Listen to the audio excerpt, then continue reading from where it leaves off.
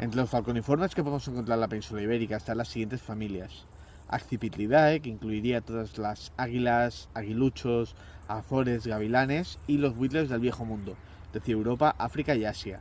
También estaría Pandionidae, que incluiría las águilas pescadoras, y Falconidae, que incluiría tanto a los halcones como a los cernícalos, a los halcotanes y a los esmerejones. Y en cuanto a los espligiformes, las rapaces nocturnas, encontraríamos la familia Spligidae, que incluiría búhos, cárabos, mochuelos y autillos, y la familia Titonidae, que incluiría únicamente a las lechuzas.